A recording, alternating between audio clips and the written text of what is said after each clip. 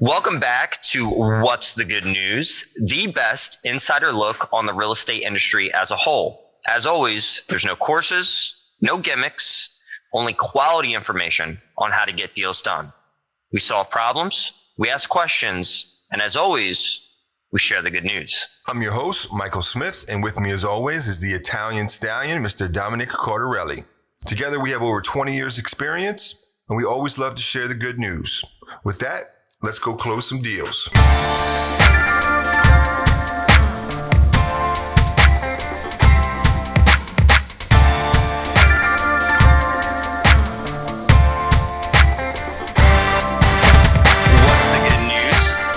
If you like what you see here, make sure you like, comment, and subscribe to stay up to date with all of our latest videos.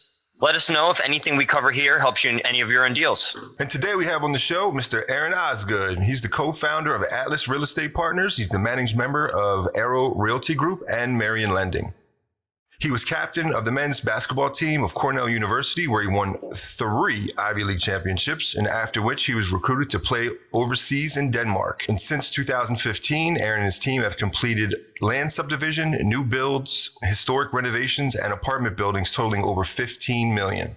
So Aaron's main focus has been locating and executing on value-add strategies to apartment buildings to create quality and safe housing for tenants. In his free time, he enjoys relaxing in the skies as a private pilot. Wow. Yeah, man. That's an impressive resume, Aaron. Congrats, man. That's fantastic.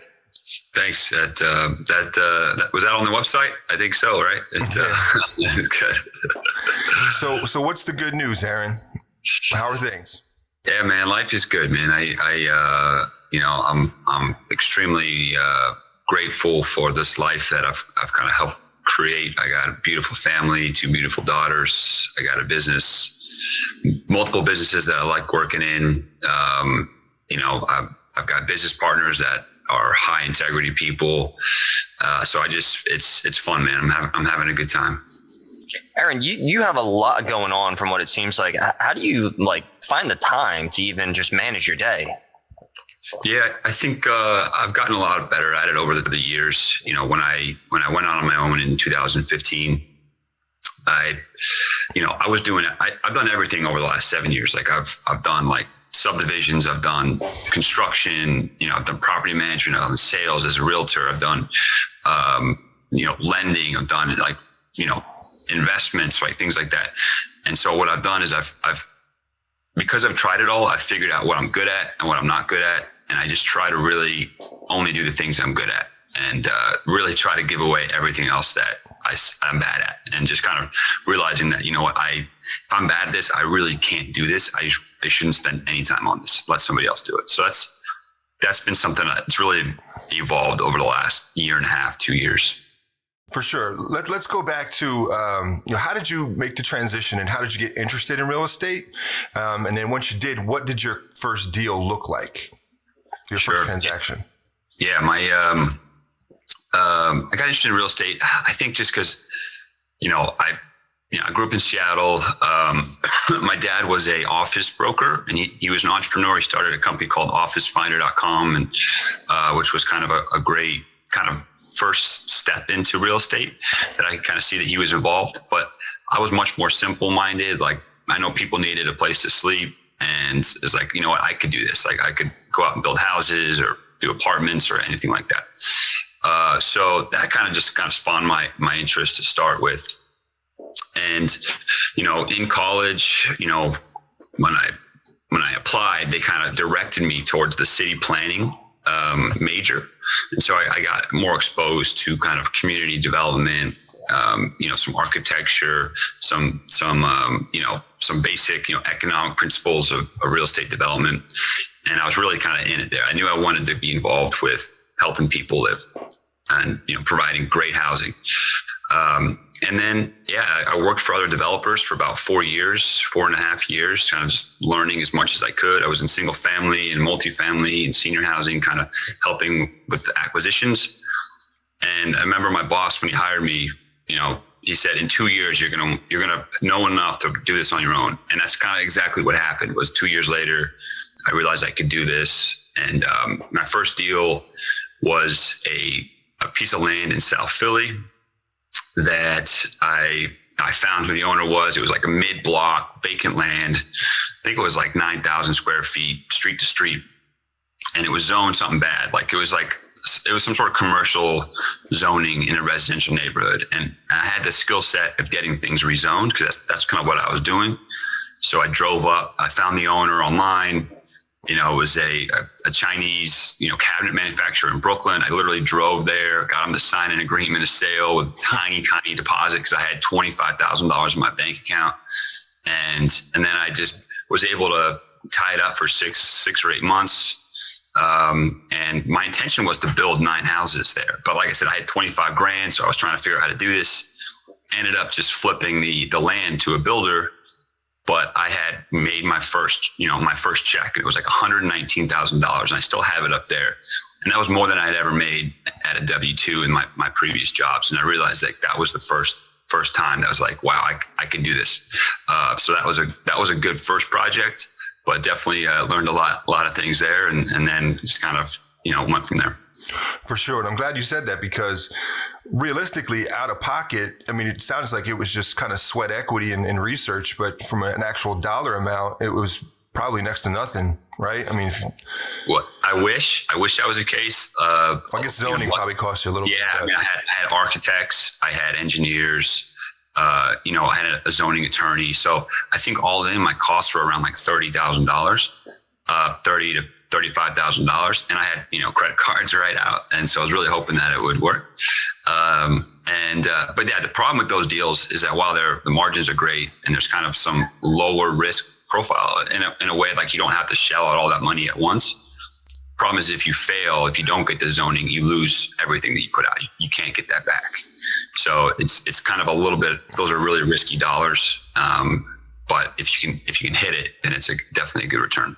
Yeah. Well, what was going through your mind when you were maxing out your credit card, spending your last dollars, trying to get this zoning done? Because that's a big shift for someone going from that W-2, kind of working for someone, taking that leap into their first deal, working for themselves. What was that thought process, and why did you feel that it was the right move to just go all in on this deal?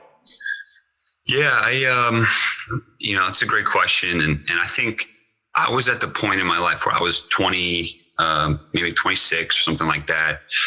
And 26, 27, I didn't have a lot of money. I liked what I did. And I kind of realized that if I failed, it wouldn't be the end of the world. I could go get another job. I could, this wasn't going to bankrupt me and my kids and all this stuff. So I felt like I could swing the bat. And I knew that it could be definitely a profitable project. And like I said, my intent was to build it.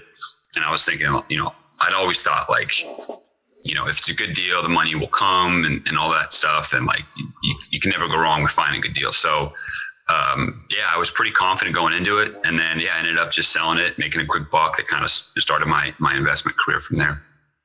On your first investment deal, actually, doing like a new construction or a fix and flip, what did that look like? Because I know there's a lot of people that are doing transactional volumes, right? Wholesaling to some degree, trying to get into their first deal. Can you walk us through, what that actually looked like for you taking the seat of a developer more so than just a transaction? Sure. Yeah. I mean, the kind of same thing. I think, there's people with money and there's people with time. And if you're one of the guys that doesn't have the money and you have time, you got to be finding really good deals. And that's kind of what I did next. I had the time. I wasn't employed, right? I just finished this project. I was like, okay, I got to go find a good deal. So I found a good flip opportunity and then went to a networking event with somebody and kind of teased it. And he got really interested in investing and he ended up putting up, 90% of the money. I brought 10% of it. So I think it's just, using your time and being like that deal hunter in the beginning is so important. And then also those first few deals don't have to you don't have to make a ton of money off of them. You just got to get that experience. You got to get those crews. You got to get those bank connections. You just got to build your resume so that the next time maybe you can demand a higher profit split or something like that if you're getting partners. So I think it's just that building that experience is crucial. Yeah, I completely agree. As an experienced investor now, how do you think your strategy differs and has ultimately brought you success? What do you think you do very well in your prospective seat that you're in today? Yeah, I think about that a lot, right? Because I'm always trying to figure out like unique abilities and whatnot. And I think my unique ability is, setting up win-win partnerships, whether that's with sellers or investors or borrowers in our lending company. We definitely are always trying to find that win-win. That's, I'd say that's probably the biggest thing that I focus on now. So, working with sellers and trying to figure out like, what's the best number we can get them, or how do we sweeten the pot in some other way, with borrowers, right? Just kind of finding the pain points and seeing if we can relieve them. That's really what I do. What do you think in terms of, because let's be honest, this is not all, puppies and rainbows. I mean, what do you think is the most challenging part of your business? And can you maybe point out a specific project that was just going south and, whether you had to, full firearm alarm and fix the situation, or it just went bad? I mean, can you give me a specific project that just didn't work out or was very challenging? Yeah, no, totally. I mean, I have a lot of them, right? I think all of us, if you're in this business long enough, like you're gonna go through some terrible projects. It's just part of it. If you're doing volume, it's just gonna happen. So, a couple of them, one of them was kind of a land development play. And, we thought that we would be fine with the zoning, but we ended up having a title issue, and we didn't really understand the title issue where we didn't have access rights to run our sewer. So we couldn't really build anything there. And we had spent all this money on architecture and engineering. And that's, like I said earlier, like if we don't get the approvals, that's a loss. That money's gone and not coming back. So that, that's one of them. So just really understanding, like if you're in development, understanding all your utilities, all your zoning, just really like trying to do that all as soon as possible is so important. And if you don't know, like if you're not an expert, like get somebody that is like an attorney and pay the money to do that early, and don't wait. And then the other one too, I think that is, especially right now, the biggest challenge is financing. Managing your debt is crucial because, like if you were coming and trying to refinance something right now, right, in February 2023, rates are 6.5%, 7%, and you thought you were going to be at 4%. Well, all of a sudden you might not be able to pull any cash out. Maybe you can't even refinance. So you got to make sure you have the right financing in place. And, and if not, like just being able to know guys who can help you navigate that, because the banks don't play around. Right. So, you got to leverage your relationships for sure. Definitely. So yeah, makes sense. Let's talk a little bit about Merion lending, because I've actually done transactions with you with Merion. But what would you suggest to someone with limited capital that actually wants to get into a deal, and how would they approach you with that? Yeah, I would say, find people that, that you're aligned with, that would be willing to invest with you. I think that you'd be surprised with how many people are out there that wouldn't mind taking a shot on you, with $20,000, $30,000, $50,000, whatever it might be. With Merion lending, we always, we keep our interest down and our fees down to kind of lower numbers, because we always want to make sure our borrowers have some skin in the game and whatnot. And that's kind of the give and take there. And so what I would say is, if you don't have a lot of capital, go find some, like go get a line of credit, go talk to an uncle or a friend of a friend or something like that. Try to get that first little seed money, and then hopefully just continue to grow that, keep making them money. They'll talk to all their friends and tell them how great you are, and you'll just snowball and do a lot more loans. That makes sense. With Merion lending, how did you end up going from, doing transactional volume to then getting into your own deals to then ultimately opening up your own hard money, lending firm? How did that happen, and what was that process like for you? Yeah, so I had a kind of a private lender that was funding a lot of my flips, and at that point I was doing a lot of like burrs, where I was rehabbing and refining them out. And COVID hit, and a lot of the private lenders in the area just stopped. Like they just stopped lending. And, as Mike knows, there's kind of a tight group here in Philly of a lot of guys like us who are in different neighborhoods, but kind of a lot of experience. And one of them, my good buddy Jordan reached out and said, "Hey, my financing disappeared. Do you know any other lenders that would do this? I have a great property in it was Pensport or something like that. It was an awesome deal." And I just remember thinking man, I could just do this deal with him. I got some money. I have my investor has some money. This is a great deal. Let's just do it. I asked him what the terms of his last lender were giving him, and we just matched that. And that started it. And I think that by us just getting in at a time when everybody was getting out was really crucial. And I think it kind of helped build some trust because, while other lenders were bailing, we were just kind of trying to help out and get in and support these experienced dudes. So that was kind of a great springboard for us. And then I'd always been jealous of my private lender. I loved, it's a great business, man. You just you have the money and you don't do any of the work and you get a small piece of the pie, right? But it's, you have some security and whatnot. You just crank it out. And so it's a great business, and I'm pumped to be in it.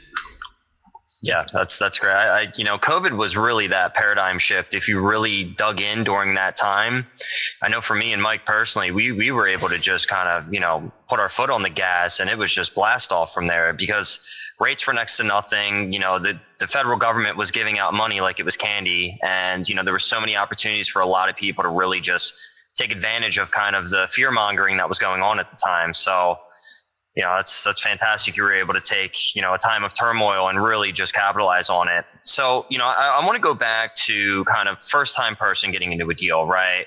Limited capital. Let's say that they have enough skin in the game for Merion to feel comfortable to push it through underwriting. What type of LTV are you going to be lending on? How much skin in the game do they need to bring to the table? What does that deal need to look like in order for you to feel comfortable as a first time person getting into a deal? And it's just them, right? But they have some capital. Yeah, that's a good question. So I'd say, our hard money, we're pretty, consistent with everybody else, about 65 to 70%, loan to value when it's completed. Typically we're about 85% loan to cost. So if it's all in for, a $200,000 project, you should expect to have about $30,000 invested in the project along with us.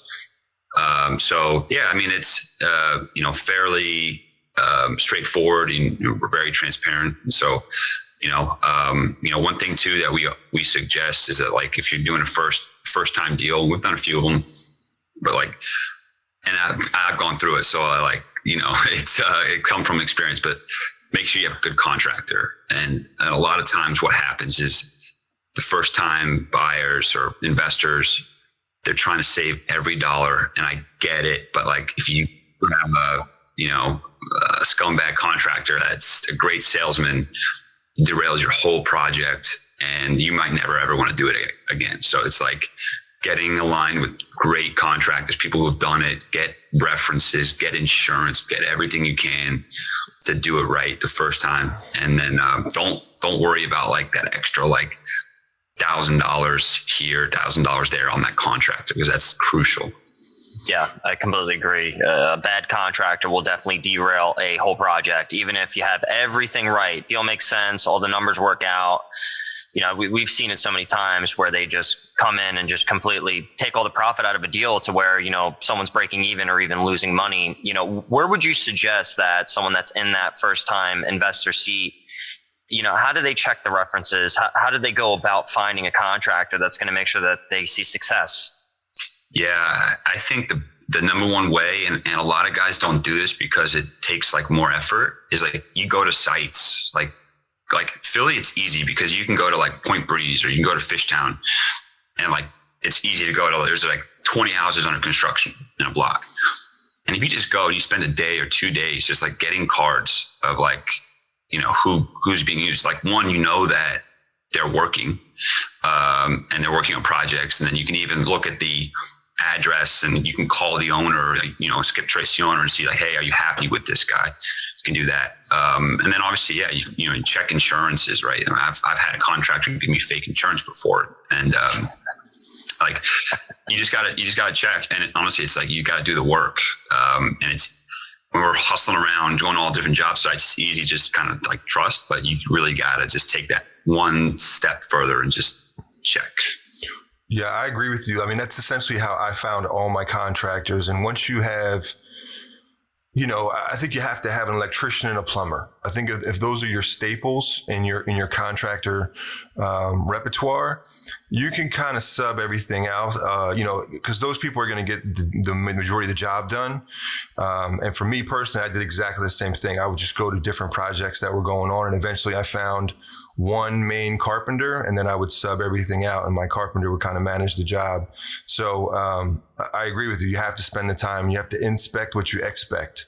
So, and even if you've been dealing with a person for a long time, I still think you have to, stay on top of them. Hey, they're 8:30 calls every day. Hey, are you there? What's going on? Where are we out on the project? If you can't be there physically.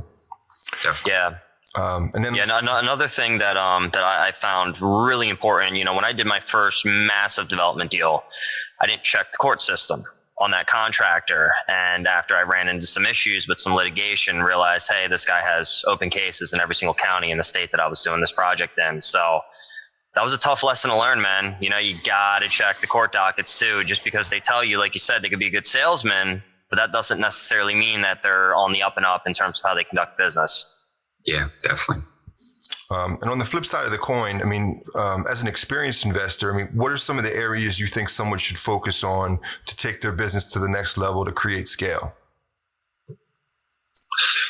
Yeah, I mean, I think one is understanding what that scale is, like, and why you want it. I think is really important because, like, if you want to scale a flipping business, you got to kind of realize that, like, you have to turn into a home building business. You have to just really understand that, like, those are the things you're gonna need. Like, understand, like, what exactly, like, put yourself in 2 years, right? And you imagine yourself, you've scaled it. And it's like, okay, what do I have?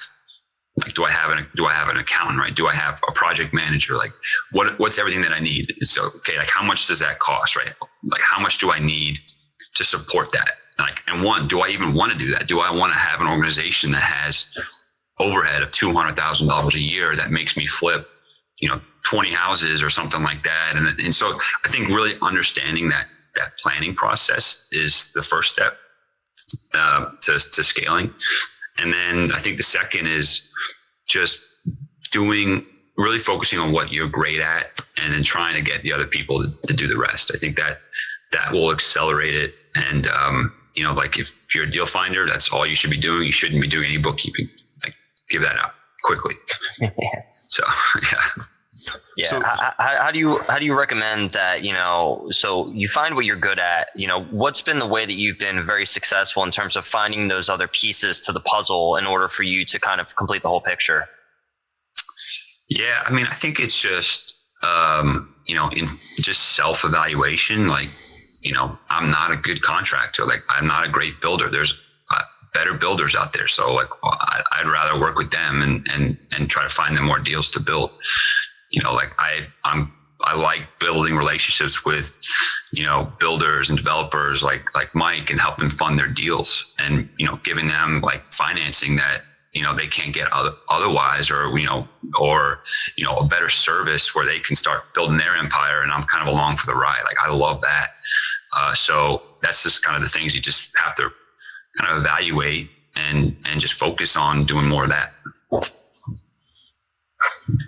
Makes sense. So in your personal deals, right, we have a little section we like to call Name Your Cap. We're kind of, talking about what you need in order for a deal to make sense. Cap rate, cash on cash returns, what do you generally look for, and what's, like, your minimum threshold in terms of numbers or a deal making sense for you personally?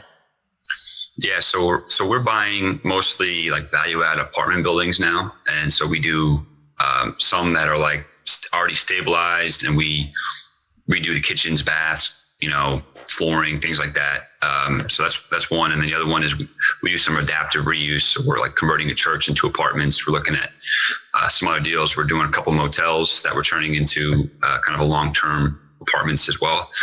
And for us, like, I think cash on cash is a little bit misleading because it's so much of it matters on your debt. And so, like, right now your cash on cash might be low, but in 5 years, maybe rates are lower. Your cash on cash might be astronomical. So we don't really work at that as much. We look at really the yield on cost, right? So whatever, we look at whatever our NOI is and we divide that by, what our total cost is. And we're always trying to get above like a 7%. And we've been doing that for a while. And that was kind of always our goal. And where that, I think, protected us in this rate elevation was that if our yield on everything, our total cost is 7% and our debt is 6.5%, we still have a spread there. And that's a little bit of a cushion. But now that cushion's getting pretty tight. It used to be like a 7 and a 4.5, right? And so those are great times. So now I think, we might even be a little bit more conservative and make sure we're trying to get like a 7.5 yield on our costs just to really, protect ourselves from a financing standpoint. Yeah. Yeah. It makes sense. So Aaron, we kind of touched on this a little bit, but if you didn't do real estate, what do you think you'd be doing? What other passions do you spend your time on? Or if you have time, wish you could? Yeah, that's a great question. I think there's a couple things. Like, I'm a pilot. I love aviation. Like, I'm probably one of the tallest pilots out there, 6'8", 6'9". I squeeze in the cockpit. I have a small plane. I love to get involved in aviation. I think we're on the precipice of some pretty cool stuff in terms of drones and flying cars and all those things. So, maybe something along those lines. And, other hobbies, former, basketball player. I don't play anymore just because I'm afraid my body will break, but, I do a lot of. Your body will break. Yeah. Mine is broken. Yeah. Yeah. I had too many buddies like popping their Achilles and their ACLs. I'm like, man, I gotta take it easy. I'm going to go play tennis and golf. So that's what I do now. But, same thing, like, focusing on, doing things that I enjoy doing, with friends, things like that. And in terms of athletics and aviation, that would be probably where I'd be at. And same thing. I love like businesses. I love trying to support my friends who are in other businesses that are outside of real estate. And like, I would, if I couldn't invest in real estate, I'd be investing in businesses. I'd be trying to figure that out too. Do you feel like your time at Cornell and just, competing at that level, it sounds like you have no problem rolling your sleeves up, pounding the pavement, doing, a bunch of guerrilla type style marketing where you're just knocking on doors. Do you feel like kind of those lessons that you learned just from being an athlete at the highest caliber that you possibly can, has that kind of transcended into your grind and how hard you work in your real estate career?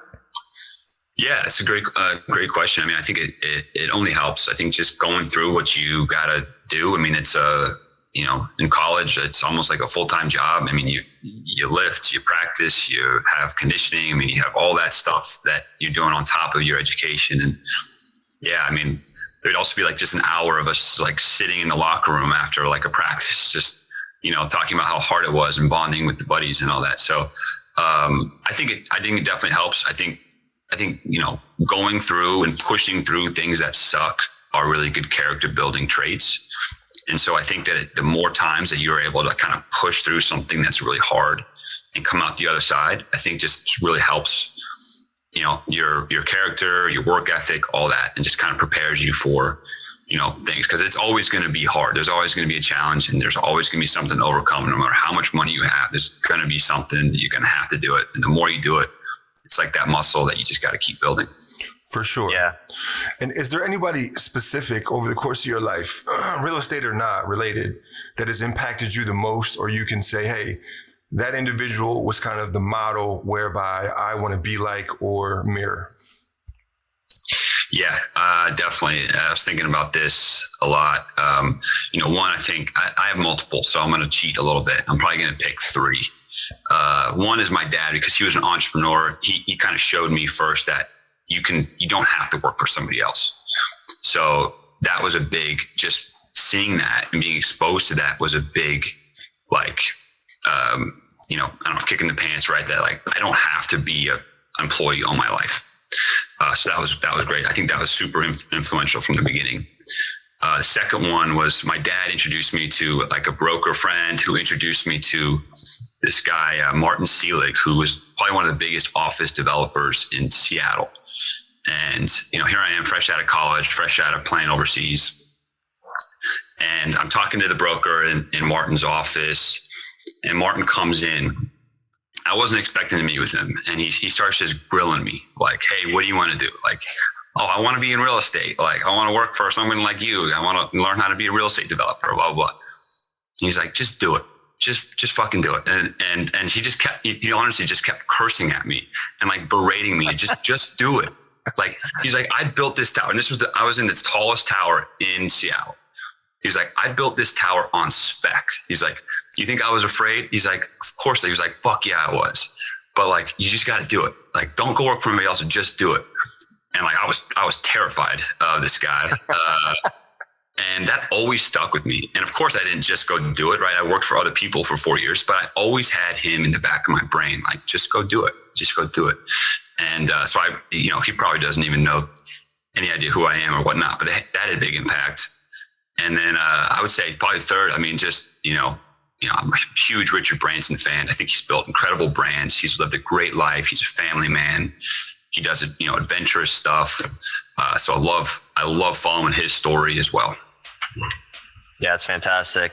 For yourself personally, Aaron, where do you see yourself taking your businesses and your personal portfolio over the next 5 years? Yeah, so so now we're really set up as a fund. So I raise money and we buy apartment buildings with other people's money in a fund structure. From the lending front as well, kind of the same thing. We raise money from other people. We go out and we lend it to great borrowers. And so a lot of our business comes around, raising money and then just kind of being, finding a great deal. So it's just going to turn into, building a company that can support bigger deals, building a company that can support raising more money. So it's going to be a lot of, hiring staff that can do that, finding great deals. So hopefully we can really start to build this empire, and start accelerating it too. That's great. Do you predominantly want to stay in the Philadelphia and tri-state area, or are you going to be venturing out to other parts of the country? What areas do you think are going to see some really good either gentrification or value add opportunities over the next 5 years? Yeah, we most of our stuff is in the Philly area. We're in Jersey as well. We also have a multi-unit in Palm Beach County, in a town called Lantana, that we like. So we're hopefully going to buy a lot more stuff in Florida as well. I think that just the demographics and kind of the lifestyle shift that's happened is just really helping Florida. I think seeing a ton of employers go down there as well. And I think in real estate, that's what you got to do. You got to follow the jobs. I mean, they publish employment stats online. If you're interested in a different market, look to see where employers are going because they're going to need housing. So that's a big one. So we don't have the staff to kind of look everywhere, but we do kind of look in the Palm Beach County and Philadelphia metro. Yeah, that makes sense. So syndication seems like it's your big kind of pressure point going forward and what you're going to be focusing on. So let's say that you're someone that has, 50, 100, 200 grand, whatever the case may be, or somebody that has that. How would they essentially bridge that gap from having that cash into becoming part of a syndicated deal? Yeah, I think it's just building relationships and just making sure everybody knows what you're up to. If I didn't tell anybody that I was, raising money or that I was buying apartment buildings with other people's money, like they wouldn't know, right? And they wouldn't be able to be an investor. So I think it's just kind of putting it out there and kind of talking to people as much as possible. And I think you'd be surprised at how many people, everybody knows they should invest in real estate, but the reality is it's hard. It's freaking hard. You don't want to get the calls from the plumber and all that stuff in the middle of the night, or you don't have to chase tenants and things like that. So really what we always say is like, look, we're the pros. We have, over 10,000 hours doing this. Like, you can get all the same benefits from, investing in real estate by just letting us do it. And they get all the same benefits. They're owners. And so, just kind of preaching that as well. And I think it's a, same thing, just setting up the win-win. Yeah, Mike, what is it? What is it you say to people? I always say, hey, everybody's excited about real estate. And at the end of the day, are you excited about the money that real estate brings you, or are you excited about swinging hammers? right? And traditionally, people always say, well, I heard it was a way that, or a vehicle that I could make lots of money. And I said, well, yeah, you can, but let's also keep in mind that the education is expensive. So, your first couple deals, it might cost you more than you make. So I always say, ride on the backs of giants. And if you like the money that real estate brings, you're actually a better partner as just providing the capital, because, you're going to team up with somebody with the experience. And somebody like Atlis, and there's tons of other syndications out there, but I always like to rationalize that, because, a lot of people, they want to get into it, but the education curve is huge, especially at the bigger deals, because that's where you make a lot of the bigger returns. Yeah, definitely. Yeah, it's interesting. This kind of last, let's call it 18 months in the real estate market. Everyone's like, oh my God, it is so easy to make money in real estate. This is great. And as the market's starting to soften, you're kind of seeing that windfall and kind of that fallout of a lot of people that kind of got in when the rates were basically next to nothing. And the deals were it was just to the moon with all of these, appreciation and values. It's just, that's not the norm. And it's really interesting to kind of see all the people that just got in thinking that, oh my God, this is the easiest thing ever. Yeah. And really what we hear a lot and really we're focused on is like the real operators are going to make it out. If you're not a good operator, you're going to struggle and it's going to suck. And so, and everything too is like when times get hard, like they are going to, now and as you're kind of moving forward, banks only want to work with good operators. So, really focus on your operations too, to just like, make it through, build your systems, build your team, definitely, that's a huge priority for us. It's like, how do we become a better operator? Yeah, that makes sense. And then just the market as a whole, how do you see that evolving over the next 5 to 10 years, in your opinion? Yeah, it's crazy, man. It's from week to week opinion, right? But no, I think we you got to look at the kind of the bigger demographic.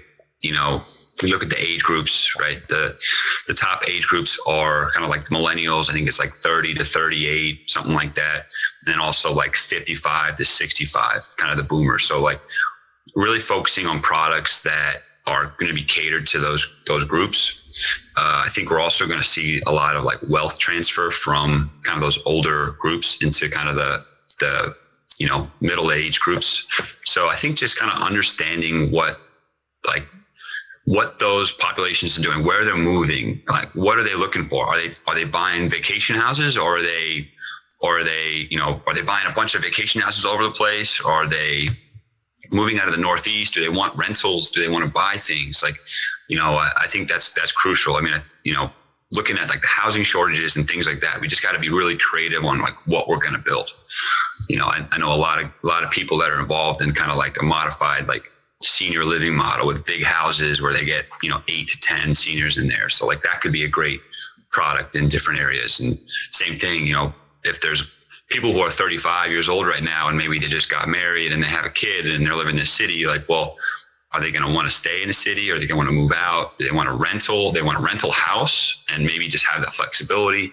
So yeah, there's just kind of really looking at what people are wanting. Yeah. So this is a fun question that we like to do here. So if you won the lottery, right, let's call it, 5 million, 10 million bucks, whatever it is, and you couldn't spend any of that money on real estate, what is Aaron going out and buying? What are some toys? What are some trips you're taking? What are you doing with the money? I'm buying a sweet ass plane. That's for sure. Definitely something that, I could, something that goes fast, maybe a jet, depending on how much I won, maybe it's a jet.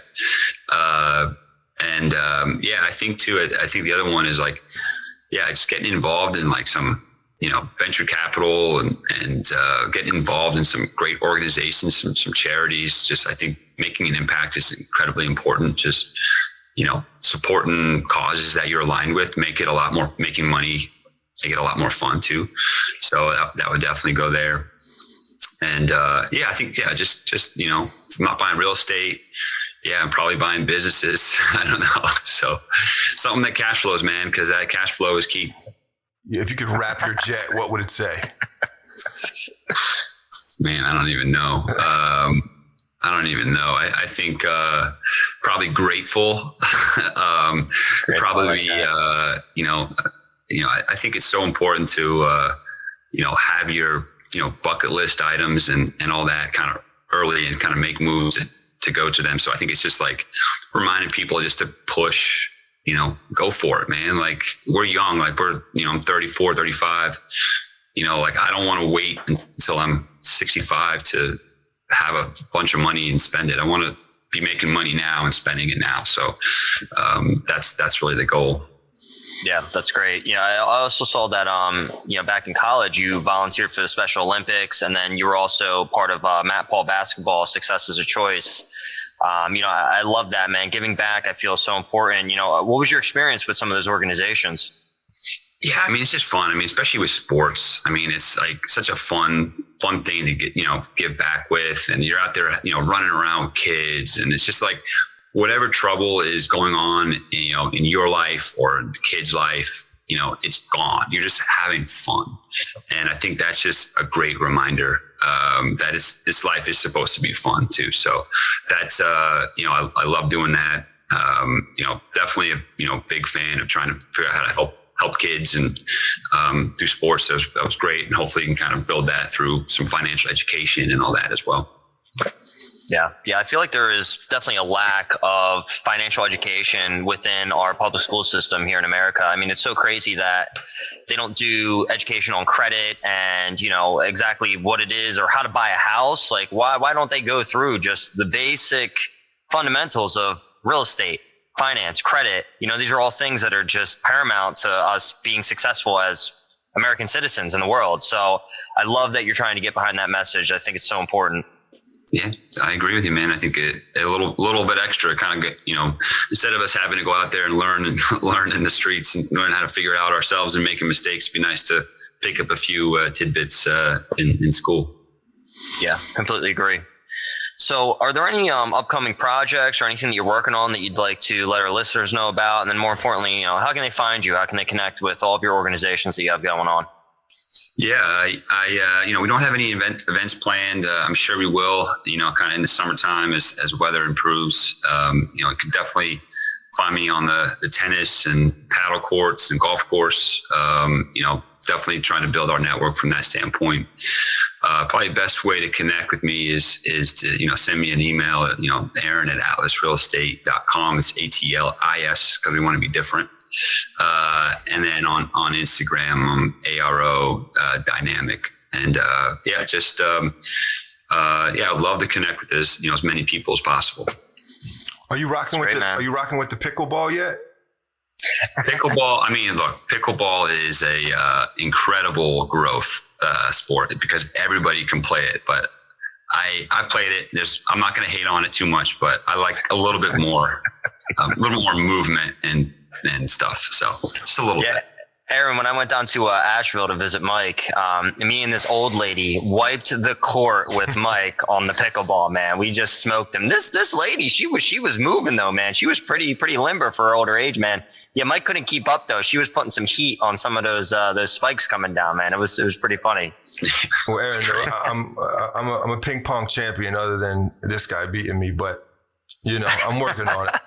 Hey, we'll get a rematch. Maybe what they say, like a blind squirrel finds a nut every once in a while too. So maybe you'll get one. Well, Aaron, man, I want to thank you for spending your time sharing your wisdom. I know that I've appreciated it specifically, and I'm sure all of our listeners will as well. So, if there's anything I can do for you, please let me know. Awesome, man. Thanks, guys. Appreciate the Absolutely, time. man. Absolutely. It's the good news, man. Right on. It's always the good news.